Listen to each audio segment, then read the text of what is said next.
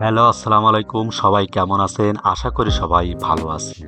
আজ আমরা জানবো এমন একজন ফুটবলারের গল্প যিনি মাত্র ১৯ বছর বয়সেই বিশ্বকাপ জিতে পুরো বিশ্বকে তাক লাগিয়ে দিয়েছেন। তার দুরন্ত গতি, অসাধারণ ড্রিবলিং এবং গোল করার দক্ষতা তাকে আধুনিক ফুটবলের অন্যতম সেরা খেলোয়াড়ে পরিণত করেছে। আজকের ভিডিওটি ফ্রান্সের সুপারস্টার ফুটবলার কিলিয়ান এমবাপ্পের জীবন গল্প নিয়ে। ভিডিওটি শেষ পর্যন্ত দেখবেন, কারণ শেষে থাকবে এমন মজার কুইজ এবং এমন কিছু তথ্য যা হয়তো আগে কখনো শোনেননি। কিলিয়ান এমবাপ্পে জন্মগ্রহণ করেন ১৯৯৮ সালে ২০ ডিসেম্বর ফ্রান্সের বদি শহরে। তার বাবা উইলফ্রিড এমবাপ্পে ছিলেন একজন ফুটবলার কোচ এবং মা ফাইজা লামারি ছিলেন একজন পেশাদার হ্যান্ডবল খেলোয়াড়। অর্থাৎ ছোটবেলা থেকেই খেলাধুলার পরিবেশে বড় হয়েছে এমবাপ্পে। অন্যদিকে অন্যান্য শিশুরা যখন বিভিন্ন খেলা নিয়ে ব্যস্ত থাকত, তখন এমবাপ্পে সারাদিন ফুটবল নিয়েই ব্যস্ত থাকতেন, যার কারণে মাত্র কয়েক বছরেই সবাই বুঝতে শুরু করেন ছেলেটির মধ্যে প্রতিভা রয়েছে। সবচেয়ে মজার বিষয়, তার একজন প্রিয় খেলোয়াড় রয়েছে যাকে সে মন প্রাণ দিয়ে ভালোবাসে। তিনি হলেন সবার প্রিয় খেলোয়াড় আরেক সুপারস্টার রোনালদো। এমবাপ্পের সবচেয়ে প্রিয় খেলোয়াড় তিনি তার আদর্শ ফলো করেন। ছোটবেলায় তিনি সবসময় ক্রিস্টিয়ানো রোনালদোর আদর্শ ফলো করেন। ছোটবেলায় তার পুরো ঘরের দেওয়াল ছিল রোনালদো পোস্টারে ভরা। তিনি স্বপ্ন দেখতেন তিনিও একদিন রোনালদোর মতন বিশ্বের সেরা খেলোয়াড় হবে এবং একদিন তিনি বিশ্বের সেরা ক্লাবে খেলবে। আজ সেই স্বপ্ন বাস্তবে পরিণত হয়েছে। এমবাপ্পে খেলাধুলাকে আরো ভালোভাবে শেখার জন্য ভর্তি হন ফ্রান্সের বিখ্যাত ক্লেয়ার ফতেন একাডেমিতে।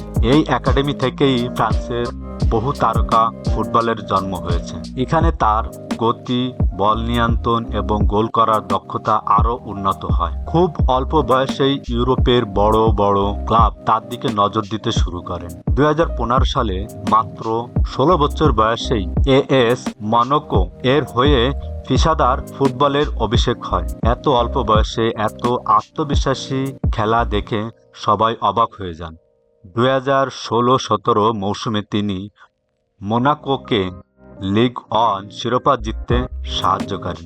ফ্রান্স চ্যাম্পিয়ন লিগে অসাধারণ পারফরমেন্স করেন। এরপর পুরো ইউরোপ শুরু হয় এমবাপ্পেকে নিয়ে আলোচনা। ২০১৭ সালে তিনি প্যারিস সেন্ট জার্মাইনে যোগ দেন। তখন তার ট্রান্সফার ফুটবল ইতিহাসের অন্যতম ব্যয়বহুল চুক্তির একটি ছিল। পিএসজিতে যোগ দিয়ে তিনি নেইমার ও মেসির মতন তারকাদের সঙ্গে খেলতে তিনি ধারাবাহিকভাবে গোল করে ক্লাবের ইতিহাসের অন্যতম সেরা গোলদাতায় পরিণত হন। ২০১৮ সালে বিশ্বকাপ ছিল এমবাপ্পের জীবনের সবচেয়ে বড় মোড়। মাত্র ১৯ বছর বয়সেই তিনি পুরো বিশ্বকে দেখিয়ে দেন তার আসল সামর্থ্য এবং রাশিয়া বিশ্বকাপে ফাইনালে ক্রোয়েশিয়াকে ৪-২ গোলে হারিয়ে দ্বিতীয়বার বিশ্বকাপ জেতেন। তিনি ক্রোয়েশিয়ার বিপক্ষেও গোল করেন এবং এমবাপ্পে বেস্ট ইয়ং প্লেয়ার পুরস্কার জেতেন। ২০২২ সালে কাতার বিশ্বকাপে আবারও দুর্দান্ত খেলেন এমবাপ্পে।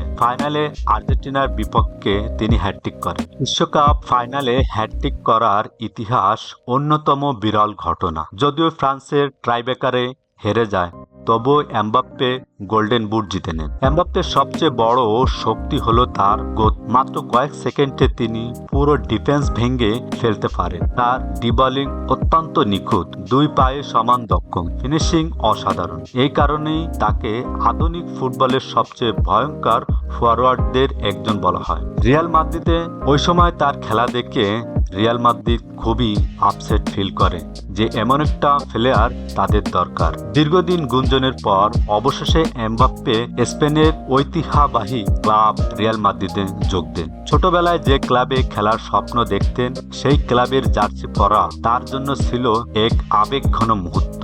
বিশ্বজুড়ে কোটি কোটি ভক্ত এই ট্রান্সফারে অপেক্ষায় ছিলেন। মাঠের বাইরে এমবাপ্পে খুবই শান্ত ও বিনয়ী। তিনি বিভিন্ন দাতব্য প্রতিষ্ঠানে অনুদান দেন, বিশেষ করে শিশুদের শিক্ষা ও স্বাস্থ্যসেবার জন্য কাজ করেন।